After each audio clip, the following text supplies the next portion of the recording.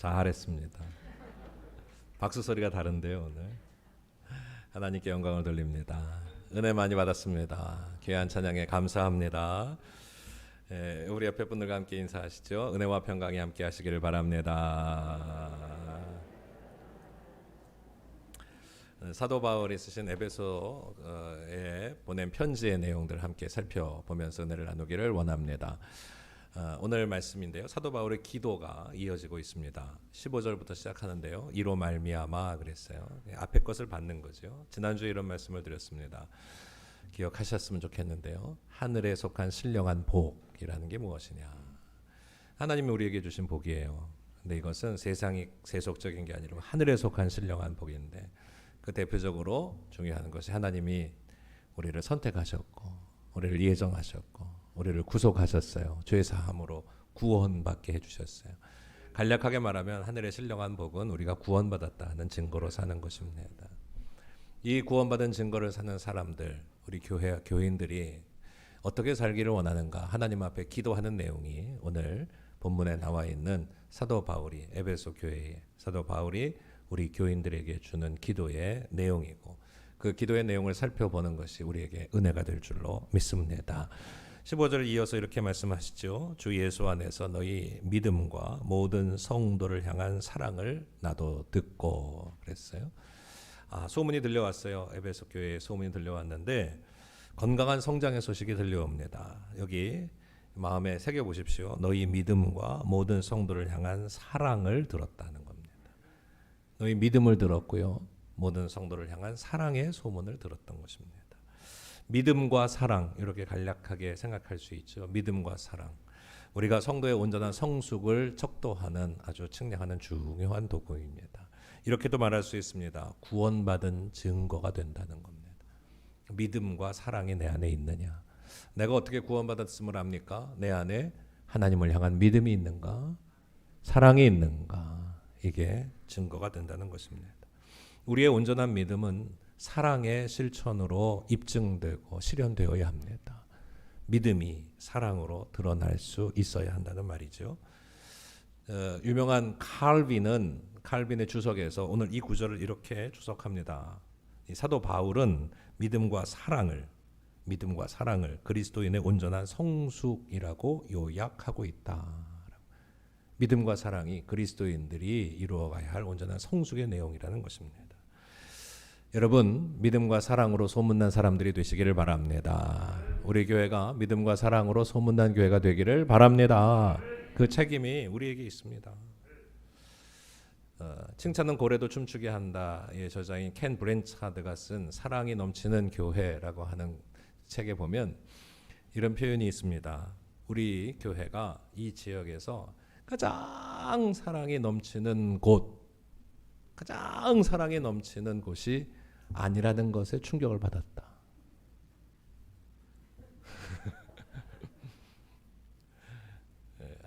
이 지역에서 가장 사랑이 넘치는 곳이 우리 교회 되는데 그것이 아니라는 것에 충격을 받았다는 거예요. 켄 브랜차드. 그러면 어떻게 하면 사랑이 넘치는 교회가 되게 할 것인가? 우리의 책임이죠. 구원받았습니까? 여러분 구원받았습니까? 입술로만이 아니라 내 안에 믿음과 사랑이 있어야 한다는 겁니다.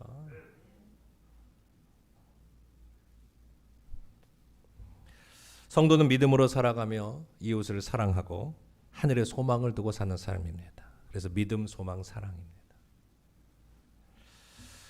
믿음과 사랑의 삶을 살아가길 원합니다. 하나님을 사랑하고 이웃을 사랑하는 일이 아닐 수가 없습니다. 이것을 존 웨슬리는 어떻게 구현해낼 수 있느냐? 하나님 사랑하고 이웃 사랑을 어떻게 구현해낼 수 있느냐? 하나님 사랑하는 건 경건에 대한 연습을 해라. 경건을 실천해라. Works of piety. 매일매일 경건한 삶을 살아라. 말씀 보고 기도하고 예배하고 하나님 사랑하는 거다. 그걸로 끝이냐? 아니요. 이웃을 사랑하긴. 이웃 사랑은 어떻게 할 것이냐? 자비를 실천해라. Works of mercy. 내 안에 있는 자부심을 가지고 그것을 실현해내라. 하나님 사랑, 이웃 사랑, 믿음과 사랑에 실천하는 삶입니다.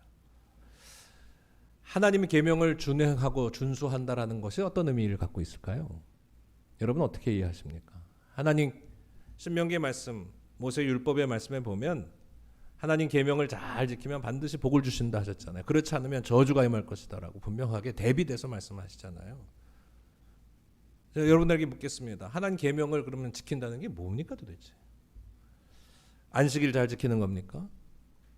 십계명 말씀대로 살인하지 않고 간음하지 않고 도둑질하지 않고 거짓 증거하지 않고. 나 그런 거 안 하는데요.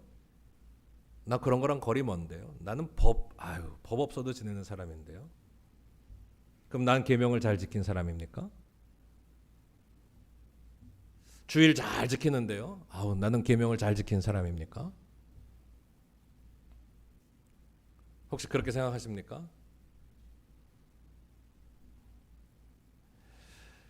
하나님의 계명을 지키고 준행하고 순종한다는 것은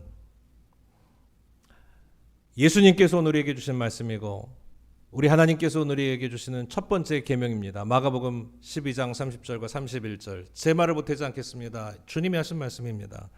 하나님을 사랑하는데 마음을 다하고 뜻을 다하고 힘을 다하여 하나님을 사랑하는 것. 이게 첫 번째 계명이고 내 이웃을 내 몸과 같이 사랑하라. 이것이 둘째 계명인데 이와 같은 계명이 없다라고 말씀하고 계십니다. 이 계명을 준행하고 순종하는 것, 믿음과 사랑으로 사는 것이 하늘의 복을 받는 은혜의 척도이고 우리 가운데 주신 하나님의 능력이 되는 것을 믿으시기를 바랍니다. 그래서 온전한 성숙을 이루시고 구원받은 증거를 갖고 열매 맺는 삶을 사시기를 간절히 소원하고 축복합니다. 한여름 떼약빛이 막 비춰지면 뜨겁기도 하지만 이런 생각이 들죠. 자, 열매가 잘 있겠다 하는 생각. 열매 맺으시기를 바랍니다. 알곡이 되시기를 바랍니다. 결실이 있게 되시기를 바랍니다. 오늘 본문은 사도 바울의 기도로 이어집니다. 근데 그 기도는 감사로 시작하고 있습니다. 그 감사의 내용, 내가 저 에베소 교회를 볼 때마다 참 감사한다는 것입니다. 이 감사의 기도로 하나님 앞에 올려드리고 있다는 것은 중요합니다. 어떤 관계든지 끊임없는 요구만 있다면 그 관계는 지속되기가 어렵습니다. 부모 자식 간에도 그 관계는 지속되기 어렵습니다. 요구만 한다면. 감사가 중요합니다. 우리가 기도할 때에 기도의 본질이라는 것을 하나님과의 관계 형성으로 우리가 이해하고 있다면 그 하나님과의 관계 형성을 위한 기도의 가장 중요한 부분이 뭐냐? 감사입니다. 먼저 감사할 줄 알아야 합니다.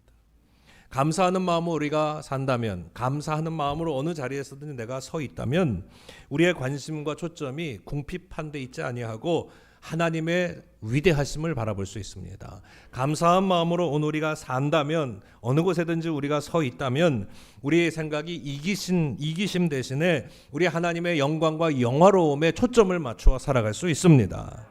여러분, 감사하는 믿음의 삶을 사시기를 주의 이름으로 축복합니다. 오늘 바울의 기도의 내용을 좀 더 구체적으로 살펴보기를 원합니다. 17절에서부터 19절까지가 이제 감사를 지나서 우리에게 주신 기도의 내용인데요. 우리에게 해당되는 내용입니다.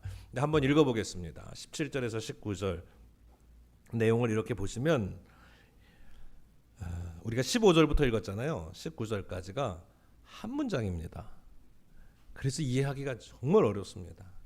그래서 오늘 이 시간에 이 말씀들을 잘 풀어드리려고 노력을 할 테니까 여러분들이 이 말씀을 꽉 붙들고 마음에 새기시기를 바랍니다. 17절부터 19절까지 말씀을 읽겠습니다. 우리 주 예수, 같이 읽자니까요. 시작. 우리 주 예수 그리스도의 하나님 영광의 아버지께서 지혜와 계시의 영을 너희에게 주사 하나님을 알게 하시고 너희 마음의 눈을 밝히사 그의 부르심의 소망이 무엇이며 성도 안에서 그 기업의 영광의 풍성함이 무엇이며 그의 힘의 위력으로 역사하심을 따라 믿는 우리에게 베푸신 능력의 지극히 크심이 어떠한 것을 너희로 알게 하시기를 고하노라. 아멘. 사도가 품은 이 에베소 교회에 향한 절절한 기도의 내용입니다. 정말 사랑하는 마음이, 애틋한 마음이 이 안에 녹아져 있습니다. 여러분, 이렇게 중보하면서 감사의 기도, 그리고 중보의 기도가 중요한 것은 감사의 기도는 하나님과의 관계 형성에서 매우 중요한 일인과 함께 이 중보라고 하는 것을 생각해 보면 누구를 위해서 기도한다는 것은 내 마음의 한 켠을 내어주는 일입니다. 그 자체로 아름답습니다. 누구를 위해서 내 마음의 한켠을 내어주면 내가 넓어집니다. 넓어질 수밖에 없습니다. 그래서 기도하는 일은 중요한 일입니다. 기도하는 일은 그냥 나의 소원 성취를 위한 것이 아니라 내 마음이 넓어지는 일입니다. 하나님의 역사로 채워가는 일이 됩니다. 누군가를 위해서 기도한다는 것처럼 따뜻한 것이 어디 있습니까? 누군가를 생각하면서 내 마음에 품으며 그를 위하여 간절히 기도하는 것만큼 위대한 것이 어디 있습니까? 소중한 것이 어디 있습니까? 여러분, 그 위대함 속에, 그 놀라운 은혜 가운데 우리가 나아갈 수 있게 되기를 바랍니다. 사람이 꽃보다 아름답다라고 말할 수 있는 것은 바로 이런 기도할 수 있기 때문에 그렇습니다. 응원하고 격려하고 배려해주고 도와줄 수 있기 때문에 그렇습니다. 여러분, 기도의 사람들 되시기를 주의 이름으로 축복합니다. 17절의 말씀을 다시 한번 보시면 우리 주 예수 그리스도의 하나님 영광의 아버지께서 지혜와 계시의 영을 너희에게 주사 하나님을 알게 하시기를 원한다라고 말합니다. 우리에게 지혜와 계시의 영을 통해서 하나님을 알기를 원한다는 것입니다. 지혜, 우리가 알지 못하던 것들이 열려지는 것이 지혜입니다. 계시, 보지 못했던 것들이 보여지는 것이 계시입니다. 그러니까 오늘 우리가 하나님을 통해서 알지 못하고 보지 못했던 것을 보게 되는 것, 이것이 성령의 역사라고 하는 것입니다. 여러분, 은혜의 체험, 성령의 체험을 하시기를 바랍니다. 그래서 알지 못하고 보지 못했던 것들을 깨달아 아는, 그래서 하나님의 광대하심과 위대하심과 놀라운 역사하심을 우리의 삶을 통해 경험하는 믿음의 삶이 되시기를 주의 이름으로 축복합니다. 성령 받아서요, 은혜 체험하시기를 바랍니다. 체험적으로 우리 하나님을 경험해야 합니다. 그것을 전인격적이다, 통전적이다 라고 말합니다. 머리로만 아는 거 아닙니다. 가슴으로만 아는 거 아닙니다. 감각으로만 우리 하나님을 느낌, 필링으로 살려고 하면 안 됩니다. 우리의 인생 전체를 통하여서 통전적으로, 전인격적으로 하나님을 만나게 되기를 원합니다. 그래서 하나님께서 계시와 지혜의 영으로, 성령으로 역사하셔서 하나님을 체험하게 되기를 원한다는 것입니다. 이렇게 뜨겁게 하나님을 제대로 만난 사람들은 두 가지의 특징을 갖고 있습니다. 첫째는 자신의 한계와 연약함을 깨닫게 됩니다. 하나님의 위대하심 속에 나는 너무나도 작은 존재임을 깨닫게 됩니다. 그래서 이지적이거나 감성적으로나 습관적으로나 비상적으로만 하나님을 만나는 것이 아니라 내 연약함을 하나님 앞에 전체를 드리며 주님을 붙들어 갑니다. 주의 도우심을 힘입어 살아가게 됩니다. 또 하나, 이렇게 하나님을 통전적으로 전인격적으로 만난 은혜의 사람은 날마다 새로워집니다. 거듭난다라고 말하죠. 과거에 한번 거듭나서 옛날로 다시 돌아가는 건 무슨 소용이 있습니까? 날마다 새로워지는 것, 그것을 성숙이라고 말합니다. 성장이라고 말합니다. 존 웨슬리는 성화됨이라고 말합니다. 여러분, 성령 받고 은혜 체험하시고 하나님 만나셔서 성숙과 성장으로 나아가는 거룩한 하나님의 자녀들, 거듭난 주의 백성들이 다 되시기를 예수의 이름으로 축복합니다. 이것이 하나님께서 오늘 우리를 만나주시는 중요한 이유입니다. 하나님이 누구이신지를 알기를 원합니다. 여러분, 하나님이 나에게 어떤 분이신지를 내가 분명하게 전 인생 가운데 체험하게 되시기를 바랍니다. 요즘 새벽에 에스겔 말씀을 읽고 있는데요, 에스겔은 묵시서에 속합니다.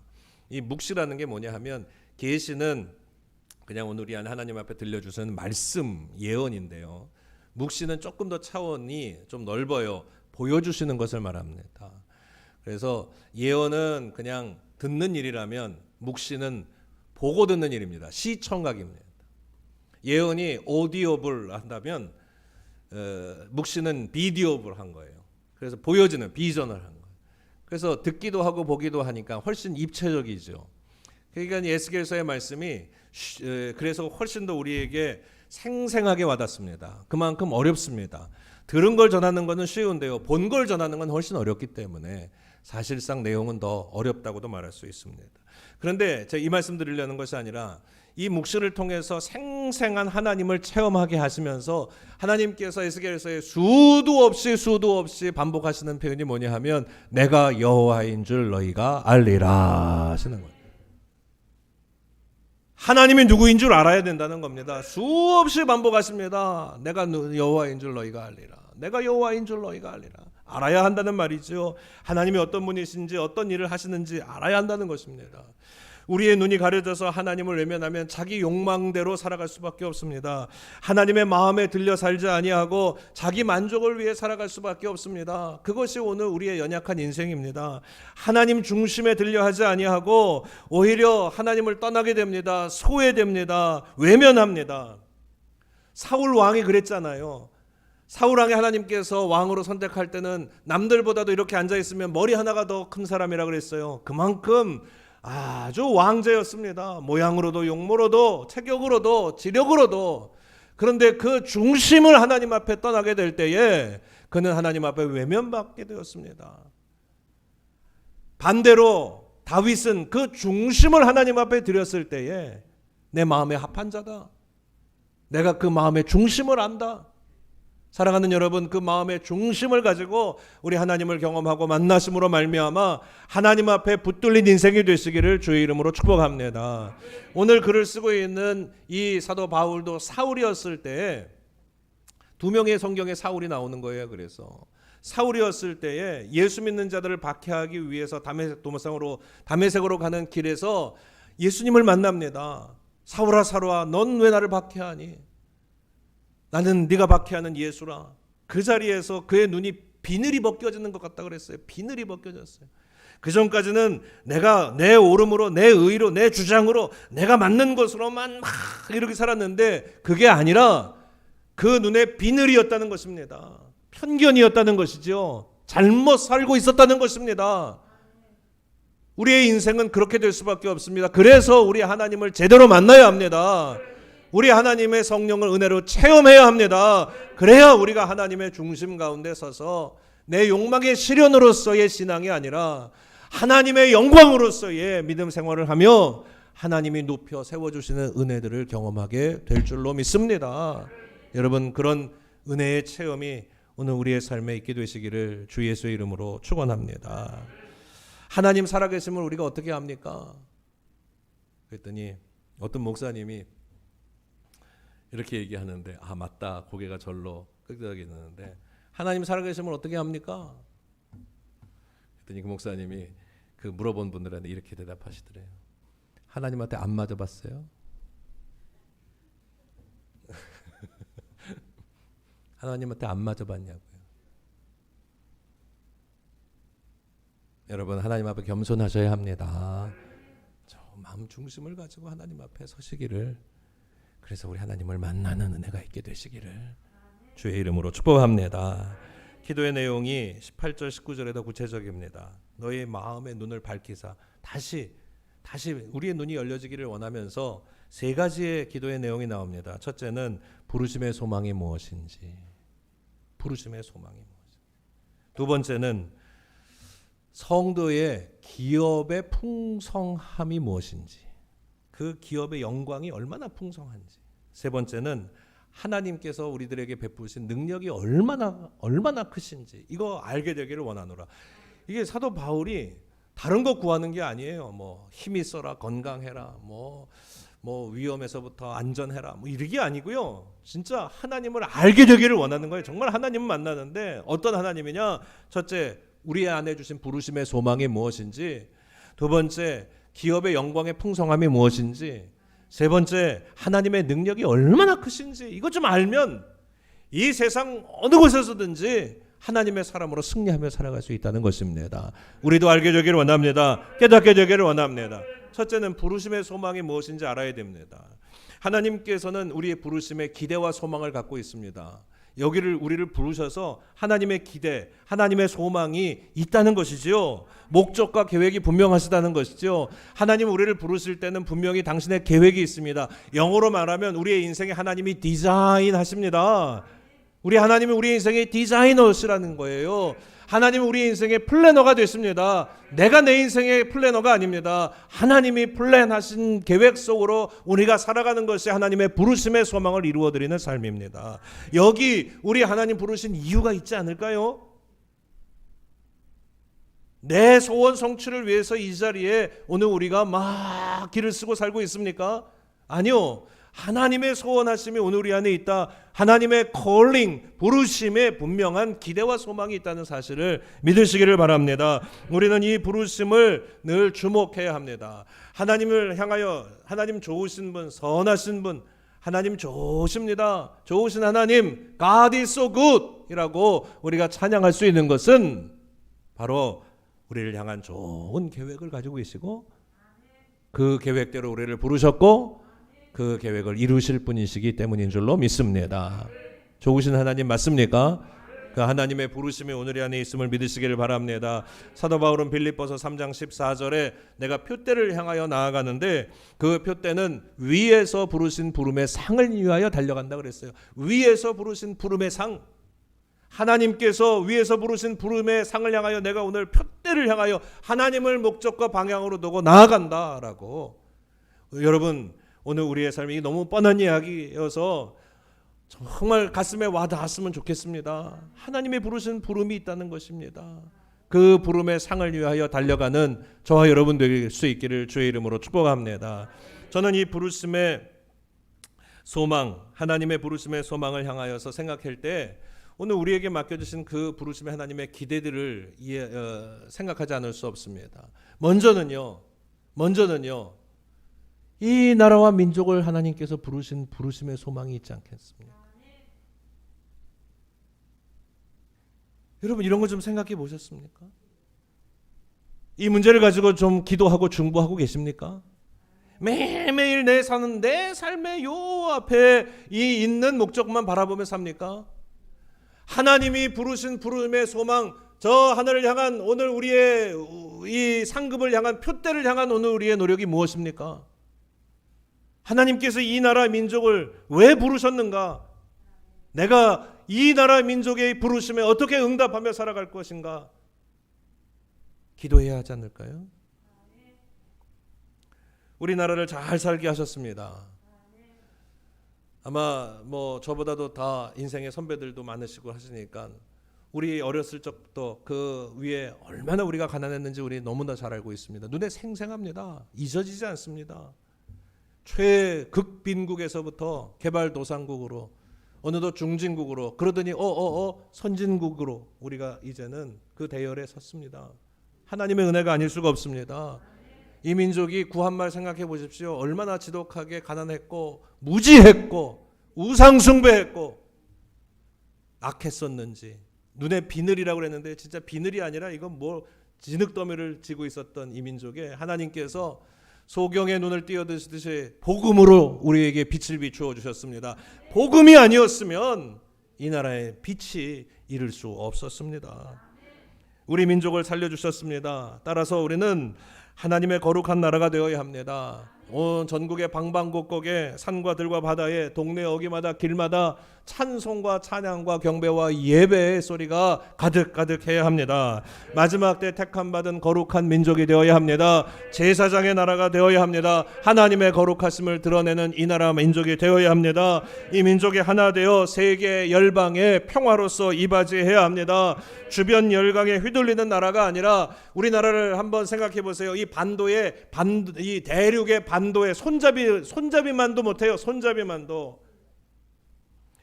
세계 열강에 휘둘리는 이 반도 국가가 아니라 대륙을 움직이고 세계의 열강을 움직이는 열쇠가 되고 키가 되는 나라가 되게 하여 주옵소서. 기도해야 하지 않습니까? 이게 이 민족을 향한 하나님의 부르심 아닐까요?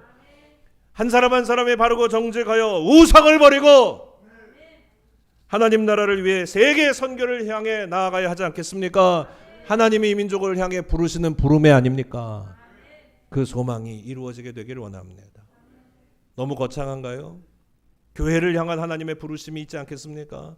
여러분 생각해 보십시오. 우리 교회를 이렇게 성장시켜 든든하게 세워주셨습니다.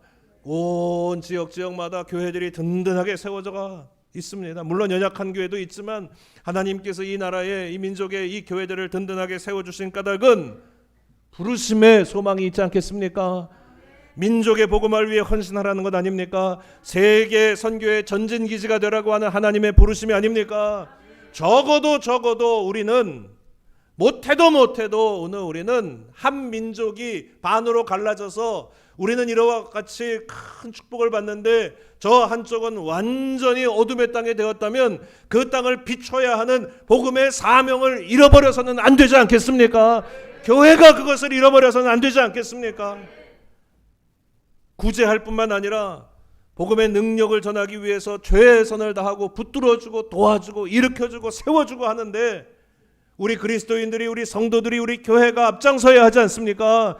이것이 하나님께서 우리를 부르신, 이 교회를 부르신 하나님의 부르심의 소망이라고 확인합니다. 사도행전 3장의 말씀에 보면 성령 받은 베드로가 은혜 입어서 성전에 기도하러 올라가는 내용이 나옵니다.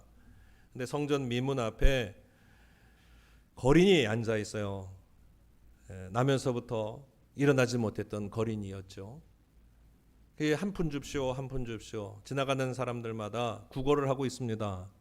근데 베드로는 가진 거 한 푼 없어요. 돈 한 푼 없어요. 뭐 가진 게 있어야지. 주고 싶은 마음이 아마 자비심에서부터 일어났을지 모르겠지만 그가 그 가던 길을 멈추고 이렇게 말합니다. 이봐, 당신이 나한테 원하는 거 은금은 내가 없어. 돈은 내가 없다. 그런데 내게 있는 게 있어. 내게 있는 것을 너한테 줄 것이다. 여러분, 저는 이 장면에서 큰 힘을, 용기를, 충격을 받습니다. 도전을 받습니다. 여러분, 오늘 우리에게 있는 게 뭡니까? 내가 가지고 있는 게 뭡니까? 아무것도 없어요? 아니에요. 오늘 말씀을 통해서 여러분, 내게 있는 것이 무엇입니까? 예수 그리스도가 있잖아요. 주님이 나 안에 계시잖아요. 그것을 발견하게 되시길 바랍니다. 그것이 하나님을 만나고 하나님을 아는, 하나님을 경험하는 은혜의 역사가 되시기를 바랍니다. 베드로가 담대하게 전합니다. 은과 금은 내게 없거니와 내게 있는 것으로 내게 주노니 나사렛 예수의 이름으로 일어나 걸으라. 그의 손을 잡아 일으키니 발과 발목에 힘을 얻어서 그가 일어나서 걷기도 하고 뛰기도 하였다 했습니다. 내게 있는 것이 무엇입니까? 나 다른 거 아무것도 없습니다. 내 안에 있는 건 예수밖에 없습니다. 예수밖에 없습니다. 그 능력 가지고 하나님의 부르심의 소망을 향하여 나아가는 저와 여러분 되기를 주 예수 이름으로 축복하고 소원합니다. 하나님께서 우리 가정과 나를 향한 부르심의 소망이 있지 않겠습니까? 건강한 믿음의 가정, 사랑의 가정을 이루어야 합니다. 여러분 책임지고 그 일들을 이루시기를 바랍니다. 우리의 믿음, 신앙 공동체, 교회를 세워가도록 나를 부르신 줄로 믿습니다. 우리에게는 늘 제가 반복해서 말씀하고 강조하지만 잘 먹고 잘 사는 비전이 아니라 잘 믿고 잘 섬기는 하나님을 믿는 비전을 주신 줄로 믿으시기를 바랍니다. 그래서 날마다 그리스도를 본받아 주님을 거룩하게 하는 삶을 살아가십시다. 믿음과 사랑과 성도의 삶을 믿음과 사랑으로 증거하는 은혜의 삶을 살아가기를 주의 이름으로 축복합니다. 이것이 하나님께서 나를 이 세상 가운데 부르신 부름의 소망입니다. 그 부름의 소망, 사도 바울이 알게 되기를 원한다는 겁니다. 두 번째 하기 전에 그 이찬수 목사님이 중고등부 학생들 교육 목사였던 시절에 아이들에게 자주 했던 설교가 있습니다. 그 설교 가운데 하나가 이렇대요. 나는 공사 중입니다 라는 말이, 나는 공사 중. 자주 따라하게 했고 부모님에게도 꼭 전달해야 하라고 당부했다고 합니다. 청소년 공사 중이기 때문에 미숙하고 좌충으로 할 수밖에 없는 존재인 거죠. 나는 공사 중입니다. 부모님한테 가서 나는 공사 중입니다. 그렇게 말하라고 했다는 거예요. 그러면서 그는 그의 책에 이렇게 쓰고 있습니다. 어른들도 마찬가지죠. 아직 미완성입니다. 교회에 갔더니 이상한 사람들이 왜 이렇게 많아? 이유는 공사 중인 사람들이 모여있기 때문에 그렇습니다. 나도 마찬가지예요. 나도 여전히 과정 중에 있습니다. 그런데 머물러 있으면 안 되죠. 세워져 가야 합니다. 하나님의 플랜과 계획 속에 세워져 가야 합니다. 분명한 사실은 하나님이 만들어가고 계신다는 것입니다. 과정 중에 있다는 것입니다. 포기하지 마십시오. 하나님 우리를 일으켜셔서 하나님의 부르심의 소망을 이루실 줄로 믿으시기를 바랍니다. 두 번째, 오늘 사도 바울은 이렇게 오늘 본문을 의지해서 기도합니다. 기업의 영광의 풍성함이 무엇인지를 알게 되기를 원한다. 하나님의 영광이 우리 안에 이렇게 전해지는데, 그걸 상속이라고도 하고요. 하나님의 영광이 전해지는데, 하나님의 은혜가 전해지는 게 얼마나 풍성한지를 알기를 원하신다는 것이죠. 쉽게 말하면 하나님의 은혜의 풍성함, 부요함, 넉넉하심, 그게 얼마나 큰지를 좀 알았으면 좋겠다는 것입니다. 하나님의 부요하심을 안다면 내가 지금 빈곤하고 궁핍하다고 해서 그것이 병이 들거나 아픔이 되어 오지 않습니다. 오히려 이것을 이겨낼 수 있도록 하나님의 지혜와 능력을 더하여 주는 줄로 믿으시기를 바랍니다.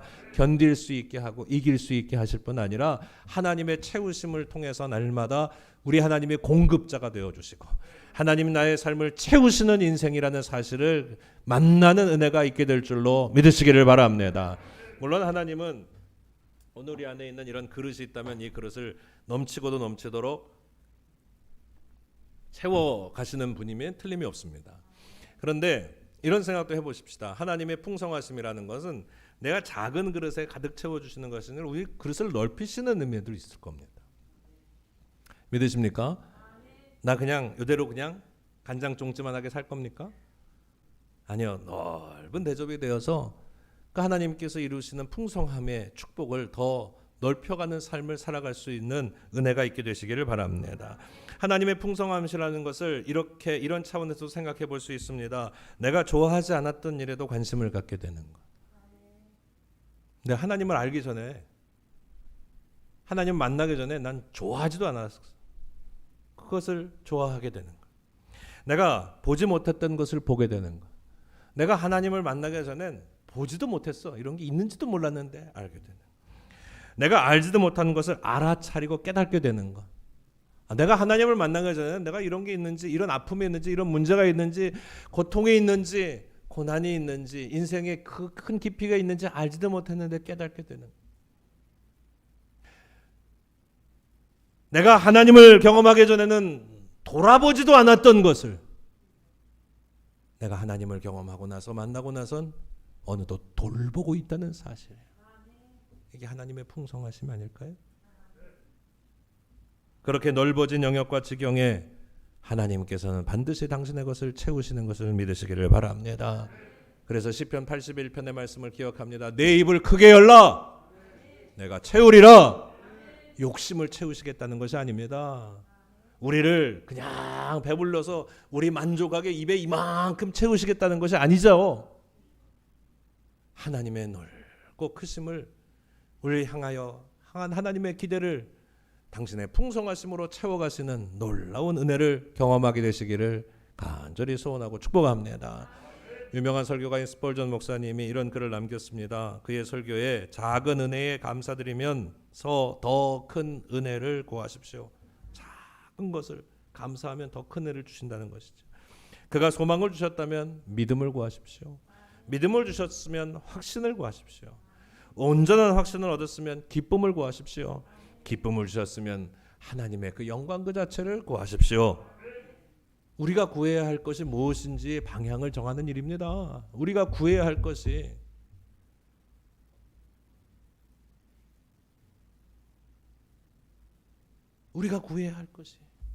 이게 하늘의 신령한 복입니다. 그러면 정하신 때에 하나님께서는 반드시 우리에게 주실 것입니다. 하늘의 풍성한 은혜를 구하시기를, 그 은혜를 경험하시기를 주 예수 이름으로 축원하고 축복합니다. 세 번째 기도로 나아갑시다. 세 번째 기도는 우리에게 베푸신 능력이 얼마나 크신지를 알기를 원한다는 것입니다. 19절의 말씀을 다시 보시죠. 그의 힘의 위력으로 역사하심을 따라 믿는 우리에게 베푸신 능력의 지극히 크심이 어떠한 것을 너희로 알게 하시기를 구하노라. 야, 문장이 뭐 이런가 싶어요. 어렵습니다, 이 문장이. 왜 어려운가? 같은 의미의 뜻을 네 개를 그대로 연달아서 보는. 자, 힘, 위력, 역사, 능력 다 같은 말입니다. 맞죠? 맞아요. 힘, 위력, 역사, 능력 다 같은 뜻 아니에요. 이 네 가지의 능력을 나타내는 단어를 이렇게 한 문장에 열거해 놓고 있는 이유는 하나님의 능력의 무한하심을 강조하기 위함입니다. 하나님의 능력이 얼마나 크신지, 그 능력을 그 온 힘을 다해, 열정을 다해, 하나님께서 사력을 다해 무엇을 하시느냐? 우리를 살리시고 건지시고 구원하시는 독생자 아들 예수 그리스도를 보내셔서 사력을 다해 우리를 살리시고 계시는 그 능력의 크심, 그 능력의 위대하심, 그걸 알게 되기를 원한다. 많은 사람들이 이렇게 생각할 때가 있습니다. 나한테 능력을 베푸셨다면 왜 나는 요 모양 요 꼴인가요? 이렇게 하나님의 능력이 크신데 왜 나는 요 모양 요 꼴인가요? 저도 이런 반문을 하고 할 때가 가끔 있지 않겠습니까? 그런데 제가 지난주에 하나님 말씀을 읽다가 에스겔서 15장의 말씀을 읽다가 은혜를 받았습니다. 에스겔서 15장의 말씀에 보면 포도나무의 비유가 나오는데요. 이스라엘이 포도나무와 같이 연약하다는 거예요. 여러분 포도나무를 한번 생각해 보세요. 이게 등걸이 없으면 자라나지도 못하잖아요. 뭔가 의지하고 기댈 데가 없으면은 이 줄기가 커지지도 않고 뻗어나가지도 못합니다. 그러니까 아무짝에 쓸 데가 없어요. 그 포도나무와 같다는 거예요. 연약해서 아무짝에도 쓸모가 없습니다. 뭘 만들 수도 없습니다. 탁자 만들 수도 없습니다. 가구, 기둥, 아니 에스겔서 15장에는 이렇게 표현합니다. 못 하나 만들 수 없다 그래요. 못 하나. 그러고 보니까 진짜 포도나무 그거 갖고는 못 하나도 만들 수 없는 아무짝에도 쓸모없는 나무입니다. 그런데 은혜가 있습니다. 이 포도나무는 접붙여지는 나무입니다. 요한복음 15장에 예수님께서 이렇게 비유하십니다. 예수님의 이 포도나무 비유는 바로 에스겔서 15장에 있는 비유에 대한 연장선이기도 합니다. 나는 포도나무여 너희는 가지라. 그러니 이 가지가 예수님인 포도나무에 딱 접붙여지면 그때부터는 달라집니다. 가장 연약하기 때문에 오히려 의지할 수밖에 없습니다. 그런데 그것이 은혜입니다. 은혜. 가장 연약하기 때문에 의지할 수밖에 없는데 그것이 은혜입니다. 양분과 영양을 공급받습니다. 비바람이 쳐도 눈보라가 와도 버티고 설 수 있는 것은 붙들어 주시기 때문입니다. 붙잡혀 있기 때문입니다. 이 뙤약볕에서 견뎌낼 수 있는 것은 하나님이 우리를 붙들어 주시기 때문입니다. 주님이 붙잡고 계시기 때문입니다. 그리고 놀랍고도 신비하게 이 모진 역경과 고초를 이겨내고 어김없이 열매를 맺습니다. 은혜입니다. 포도나무는 열매 없으면 아무짝에도 쓸모가 없습니다. 그 열매조차 그래서 하나님의 것입니다. 나의 것이 아닙니다. 저는 그렇게 붙들고 계시는 것이 하나님의 능력으로 와닿았습니다.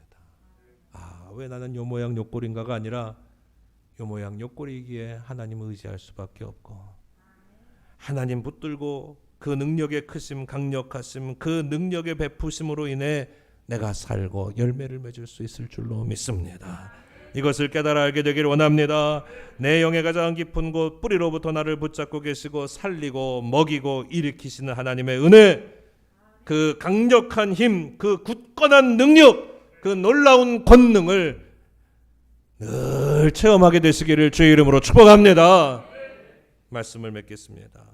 결국 지혜와 계시의 영 성령을 통해서 우리는 하나님을 체험하고 만날 수 있습니다. 그래서 부르심의 소망이 무엇인지, 하나님 만나서 나를 부르신 그 부르심의 소망이 무엇인지, 그 하나님의 영광의 풍성하심이 얼마나 크신지, 얼마나 풍요로우신지, 넉넉하신지, 그리고 나를 지탱하시고 붙드시는 하나님의 그 능력의 베푸심이 얼마나 위대하신지, 그 능력의 크심을 great power라고 그랬어요. 위대하신 힘을 우리를 통해 하나님이 일하시고 계실 때에 하나님을 사랑함으로 열매 맺는 복 있는 인생들 다 되시기를 예수의 이름으로 축원하고 축복합니다. 기도하겠습니다. 걸어가시고 자비하신 전능하신 아버지 하나님, 하나님께서 오늘 우리를 부르신 부르심의 소망, 하늘의 기대, 또 우리 안에 베풀어 주신 하나님의 영광의 풍성하심, 그리고 우리를 향하신 하나님의 능력의 위대하심, 이 놀라운 하나님의 은혜를 늘 체험하면서 하나님을 경험하고 만나면서 믿음과 사랑으로 성장하고 성숙한 하나님의 거룩한 백성으로 살아가게 하여 주옵소서. 주 예수 그리스도의 이름으로 간절히 기도하옵나이다.